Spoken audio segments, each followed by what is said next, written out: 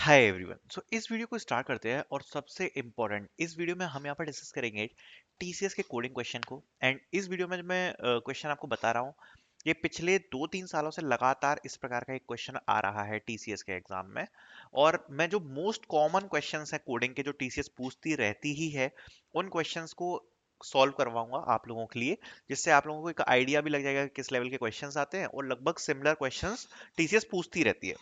इस वीडियो में हम जो कोडिंग क्वेश्चन सॉल्व कर रहे हैं जो प्रीवियस ईयर्स में काफी बार टीसीएस ने रिपीट किया है, पूछा है, सो इस क्वेश्चन को हम सॉल्व करेंगे। प्लस ये क्वेश्चन सेम उसी फॉर्मेट में है जिसमें टीसीएस पूछ रही है, बिकॉज टीसीएस का जो फॉर्मेट होता है ना क्वेश्चन पूछने का, थोड़ा सा अलग टाइप का होता है। और काफी बच्चों को दिक्कत आती है उसमें इनपुट्स वगैरह लेने में, तो उस फॉर्मेट के हिसाब से ही इस क्वेश्चन को हम सॉल्व करने वाले हैं। कैसे करेंगे, ठीक है। So first of all make sure to like this video. इस प्रकार की जितनी भी वीडियोस हैं उस पर आप लोगों का मैक्सिमम सपोर्ट हम लोगों को चाहिए। अगर आप लोग सपोर्ट करोगे, अगर आप लोग चाहते हो कि और ऐसी वीडियोस आए, सो आपको इस वीडियो पर सपोर्ट करना है, ज्यादा से ज्यादा लाइक करना है वीडियो पर, और आपको वीडियोस मिलती चली जाएंगे। तो क्वेश्चन कह रहा है, the problem statement is, Riya is developing a text analyser tool for her college project. The tool needs to count how many times each character appear in given string. Okay, however she must ignore spaces and count both uppercase and lowercase letters as the same character.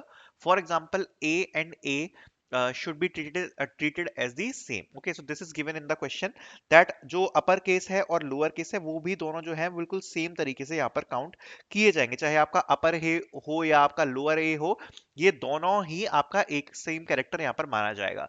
Right a program to help Riya to count the frequency of each character in the given string, print the result in alphabetical order of characters. ठीक है, a single line string s which may contain alphabets and spaces is given in the input format.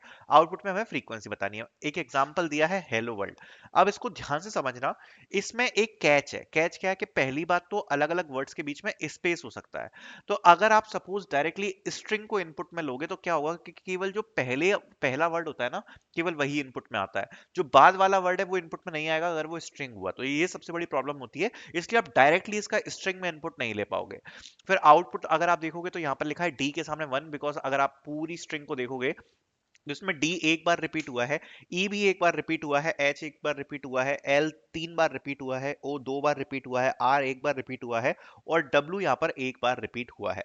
Basically जितने भी characters हैं उनकी जो frequency है वो यहाँ पर मेंशन करी गई है, और कौन से ऑर्डर में, अल्फाबेटिकल ऑर्डर में यहाँ पर मेंशन करी गई है।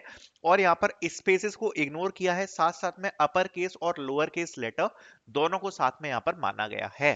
ठीक है, तो ये हमें यहाँ पर सॉल्व करना है। ठीक है, तो क्वेश्चन समझ में आ गया। जैसे टीसीएस निंजा एग्जाम, सो ए 2 बार आया है, सी एक बार आया है, ई एक बार आया है, तो इस प्रकार से हमको ये बेसिकली करना है, और जो इसमें से हमें रिमूव करना है। सो बेसिकली जैसे टीसीएस निंजा एग्जाम, ये कुछ कैपिटल लेटर में लिखा है, कुछ लोअर लेटर्स में लिखा है। तो इसको अगर आप एक्सप्लेनेशन देखोगे तो सबसे पहले स्पेस रिमूव कर दिया और सबको हमने लोअर केस लेटर्स में डाल दिया।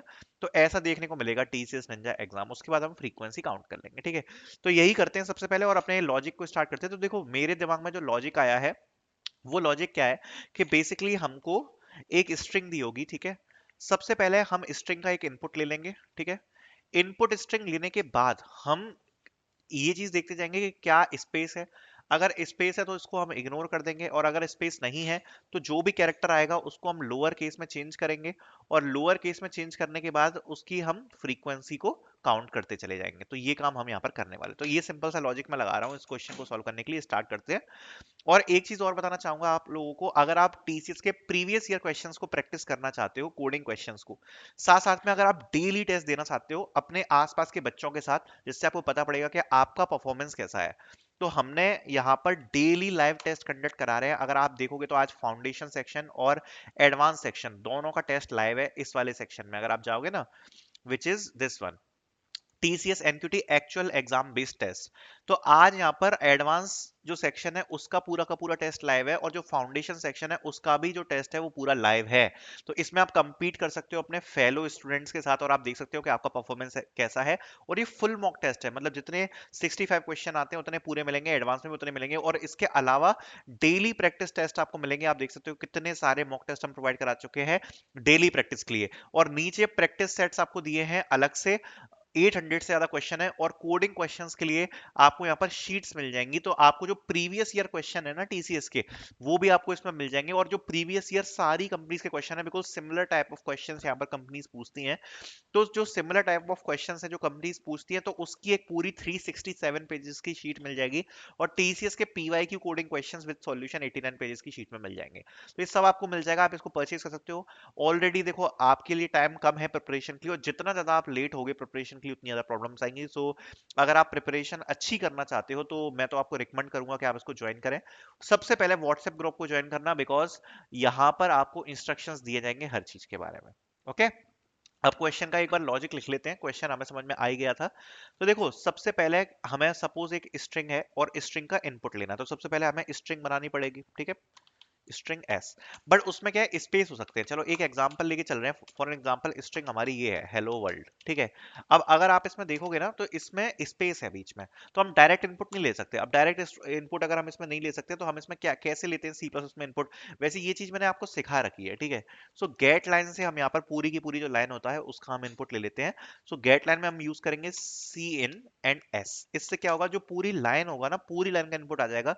जो हेलो वर्ल्ड है ना, ये पूरा हेलो वर्ल्ड आपको एज अ इनपुट इसमें देखने को मिल जाएगा, ठीक है। अब इसके बाद हम अपना मैप क्रिएट कर लेते हैं। तो मैप हम ऐसे क्रिएट करेंगे। अब आपको ये चीज पता होनी चाहिए कि हम यहाँ पर मैप क्यों क्रिएट कर रहे हैं। अगर नहीं पता, चलो इसका भी लॉजिक आपको समझा देता हूँ।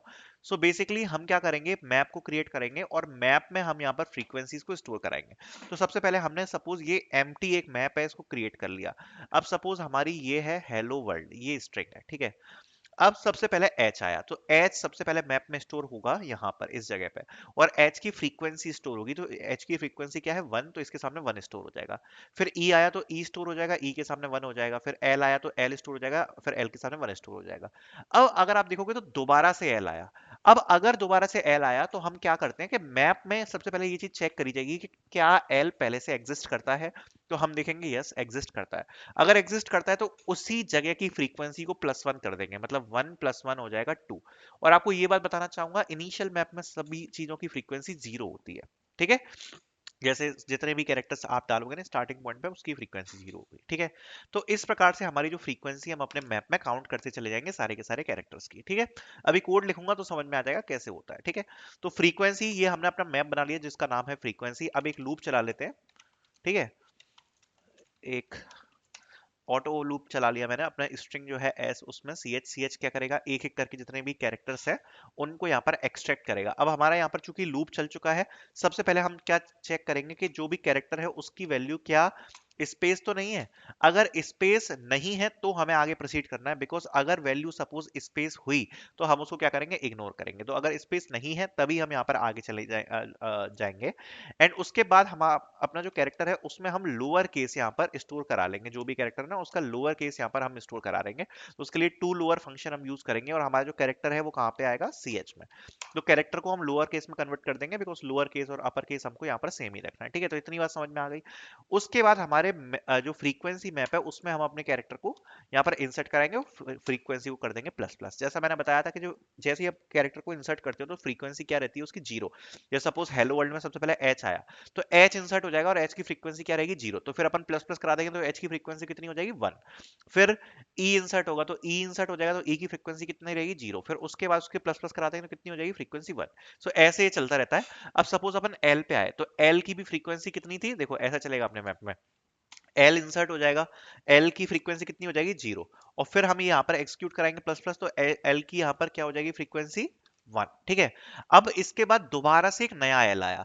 अब दोबारा से नया एल आया तो ये जो फ्रीक्वेंसी सी एच है ना, तो इसमें दोबारा से एल जाएगा। तो मतलब ये इस पोजीशन पे दोबारा आ जाएगा, इस जगह पे दोबारा आ जाएगा जहां पर एल के सामने लिखा है 1। और फिर से हम कर देंगे ++, तो एल का ये जो 1 है ये रिप्लेस होकर क्या हो जाएगा, 2 हो जाएगा। तो जो एल की फ्रीक्वेंसी है वो कितनी आ जाएगी, 2, क्योंकि एल यहाँ पर 2 बार आ चुका है। सिंपल है।